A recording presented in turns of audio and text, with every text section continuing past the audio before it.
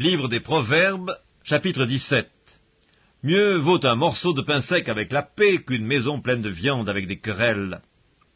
Un serviteur prudent domine sur le fils qui fait honte, et il aura part à l'héritage au milieu des frères. Le creuset est pour l'argent et le fourneau pour l'or, mais celui qui éprouve les cœurs, c'est l'Éternel. Le méchant est attentif à la lèvre inique, le menteur prête l'oreille à la langue pernicieuse. Celui qui se moque du pauvre outrage celui qui l'a fait. Celui qui se réjouit d'un malheur ne restera pas impuni. Les enfants des enfants sont la couronne des vieillards, et les pères sont la gloire de leurs enfants. Les paroles distinguées ne conviennent pas à un insensé, combien moins à un noble les paroles mensongères. Les présents sont une pierre précieuse aux yeux de qui en reçoit. De quelque côté qu'ils se tournent, ils ont du succès. Celui qui couvre une faute cherche l'amour, et celui qui la rappelle dans ses discours divise les amis. Une réprimande fait plus d'impression sur l'homme intelligent que 100 coups sur l'insensé. Le méchant ne cherche que révolte, mais un messager cruel sera envoyé contre lui. Rencontre une ours privée de ses petits, plutôt qu'un insensé pendant sa folie. De celui qui rend le mal pour le bien, le mal ne quittera point la maison.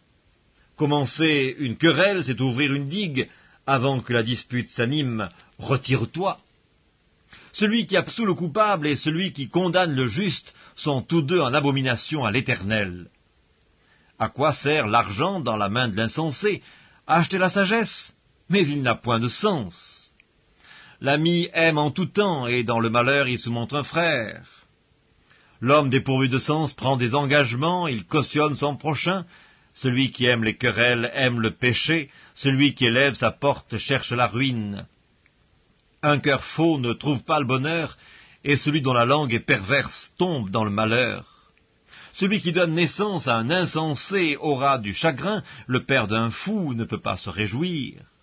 Un cœur joyeux est un bon remède, mais un esprit abattu dessèche les eaux.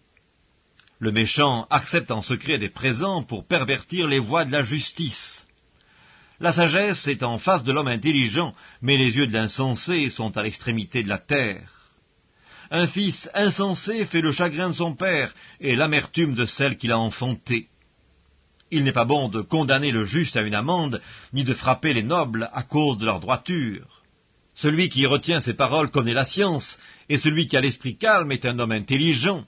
L'insensé même, quand il se tait, passe pour sage. Celui qui ferme ses lèvres est un homme intelligent.